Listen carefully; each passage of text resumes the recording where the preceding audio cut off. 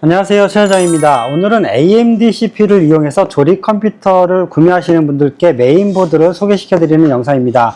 우리가 AMD로 조립 컴퓨터를 꾸밀 때 이제 메인보드의 기준들이 있는데 예를 들어서 CPU를 기준을 들자면 요즘 가장 많이 나가는 CPU가 가장 핫한 게 7500F인데 7500F를 기준으로 A620 보드를 하시는 분들이 있고 그 밑에 CPU로 또 그 7500부터 7500F 이상으로 넘어가시는 분들이 620 보드도 하시지만 보통 B650 보드를 많이 하시죠. 그리고 그 위에 보드가 X670이 있는데 X670은 사실은 아주 고사양 외에는 거의 안 하시죠.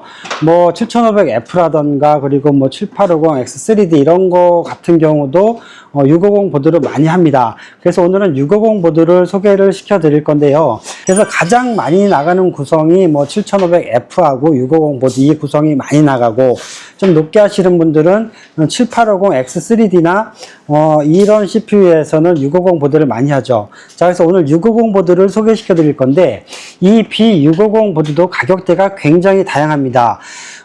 가격 제일 저렴한 걸로 치자면 우리가 거의 사용하진 않지만 뭐 바이오스타 이런 거 뭐 10만원 초반대도 있어요. 그리고 비싼 메인보드들은 뭐 20만원 중후반대도 있어요.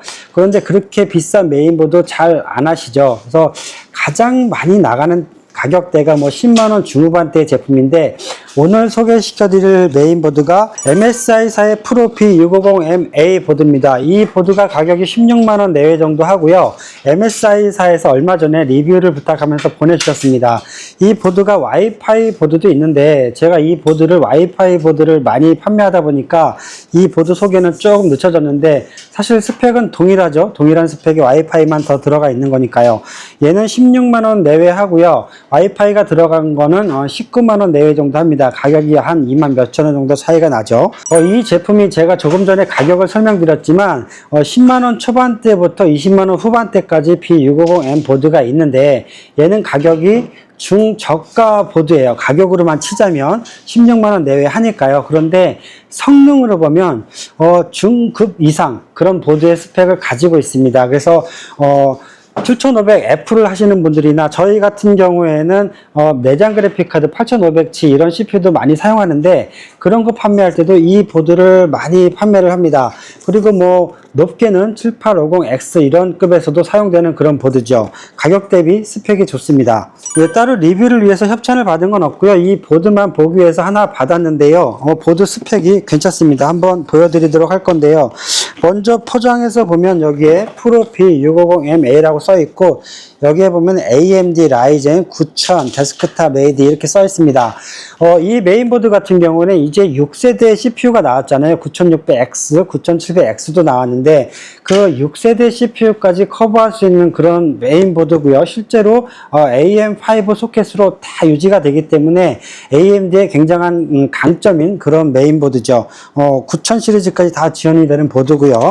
이 보드가 처음에 출시됐을 때는 20만원 뭐 넘어가는 가격에 굉장히 고가에 판매가 됐는데 가격이 갈수록 내려갔죠. 타사 부품들하고 경쟁도 해야 되지만 뭐 부품 메인보드 가격이 내려간 영향도 있습니다.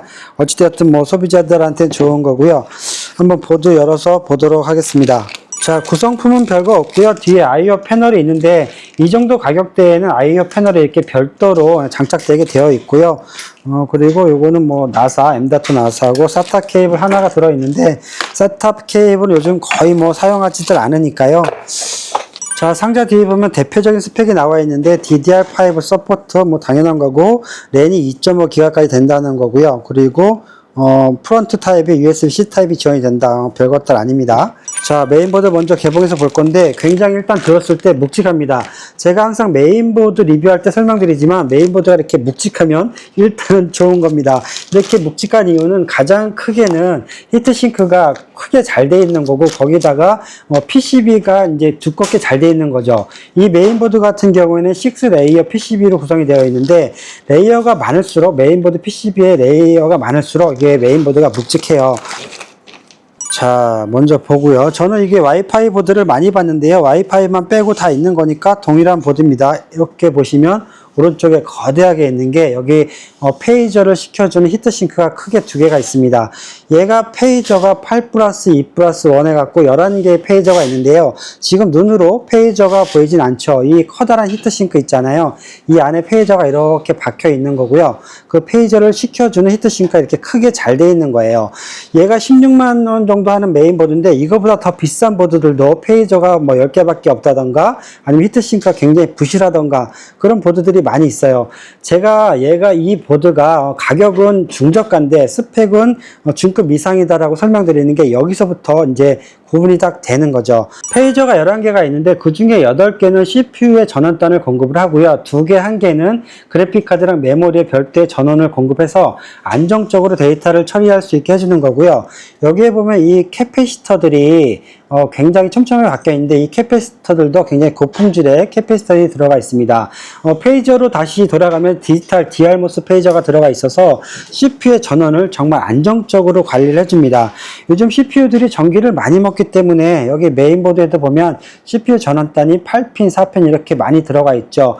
전원도 많이 공급해주고 그 많이 공급된 전원을 안정적으로 관리해주는 그런 역할들을 메인보드에서 해주는 겁니다. 자, 메모리 슬롯을 보면요. 당연히 DDR5가 지원이 되고요. 메모리 소켓이 4개입니다. 이 가격대에 메모리 슬롯이 2개만 있는 것들도 있거든요. 그런데 나중에 메모리 확장성을 위해서 이렇게 4개 달린 것들 이제는 하셔야죠. 그리고 그 외에 보면은 여기 스티커가 달려 있는데 여기 주의하라고 달려 있죠. 요게 이렇게 보시면 PCI 익스프레스 4.0 슬롯이고요. 여기에 그래픽카드가 장착이 됩니다. 보시면 밑에 거랑 다르게 위에는 이렇게 스틸 아머로 되어 있습니다.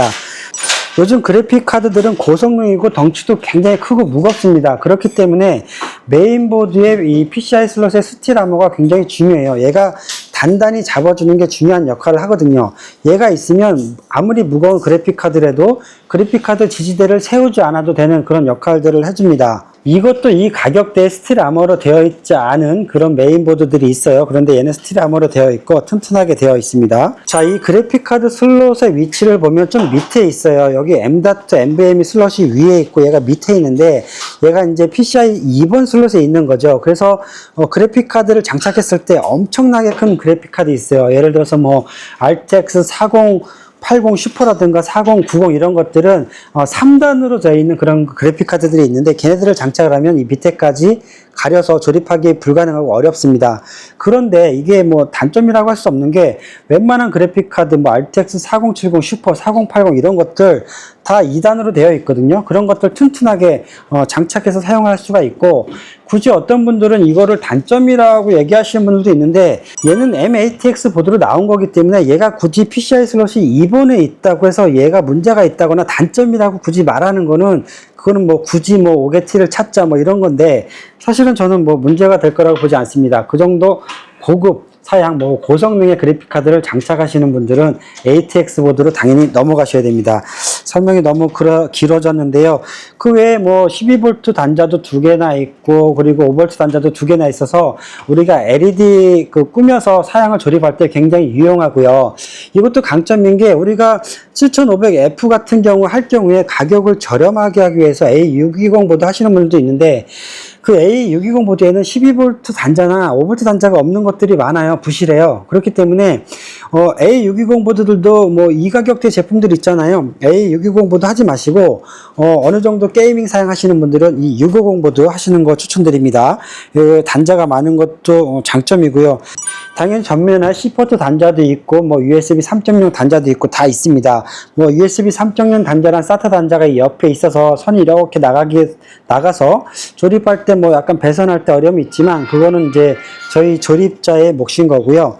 그 외에는 뭐 M.2 히트싱크도 잘 되어 있고 자, 또 뭘 보여드릴까요? 뭐 순행 펌프도 잘 되어져 있고 NVMe SSD도 요 위에 방열판 있는 것도 있지만 요 밑에도 있어요. 그래서 듀얼로 2개를 장착할 수도 있습니다. 그리고 딱 요거 보여드려야죠.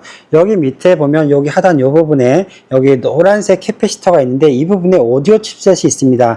얘가 리얼텍 897인가가 리얼텍 코덱이 장착이 되어 있을 거고요. 굉장히 고품질의 하이엔드 오디오를 지원을 해주고요. 여기 보면 이 캐패시터가 오디오 전용 캐패시터예요. 그렇기 때문에 이제 오디오를 좀 더 고품질로 음장감 있게 내보내줄 수 있고, 또 여기 보면 금색 라인이 쫙 가져 있게 보일 거예요. 제 손가락이 제대로 가리키고 있을지 모르겠는데, 여기 보면 이렇게 금색 라인이 있는데, 얘가 뭐냐면 이 오디오는 굉장히 작은 소음이나 노이즈에도 민감해요. 그러니까 노이즈에 민감한 거죠.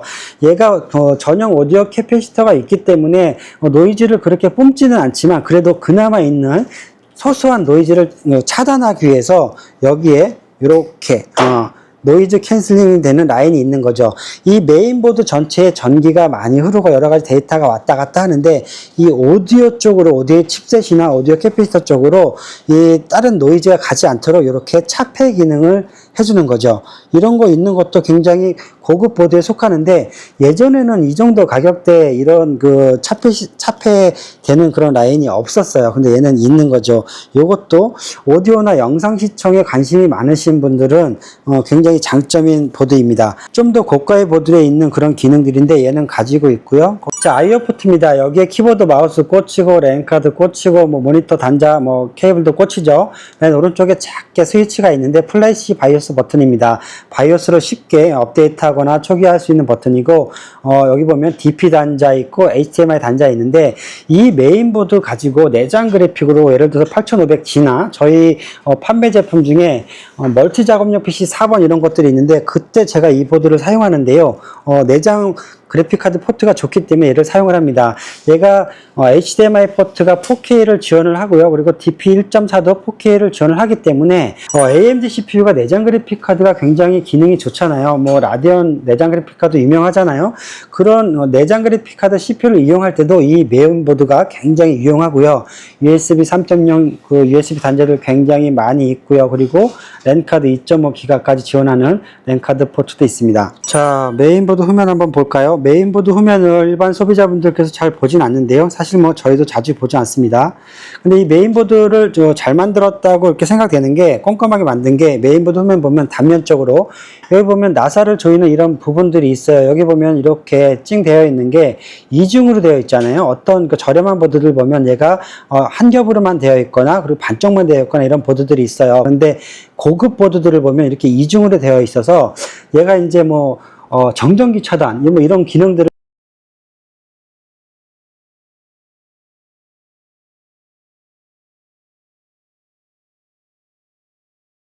자, 메인보드 계속 들고 있었더니 무거운데요. 얘가 이 히트싱크 때문에 굉장히 무겁습니다. 다시 한번 보여드리면, 이 페이저를 시켜주는 이 히트싱크 두 개가 굉장히 무거워가지고 들고 있기 좀 버겁습니다. 한참 들고 있기가.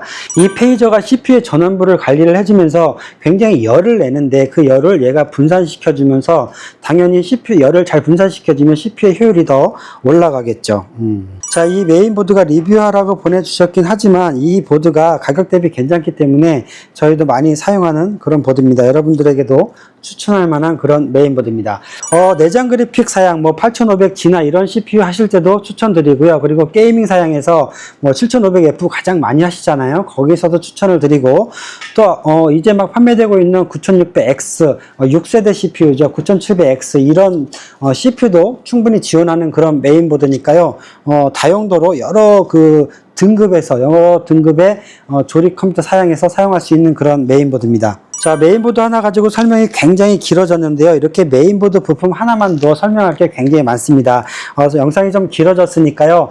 CPU 장착하고 그래픽카드 장착해서 성능이 나오는 그런 영상은 다음 영상에서 한번 보여드리도록 하겠습니다. 자, 내장 그래픽을 이용한 라이젠 사양을 꾸미시는 분들하고요. 그리고 7500F를 이용한 게이밍 사양 꾸미시는 분들, 그리고 좀 더 높게 9800X3D하고 뭐 RTX 4070 슈퍼 이렇게까지 꾸미시는 분들한테도 도움이 되는 그런 메인보드고요.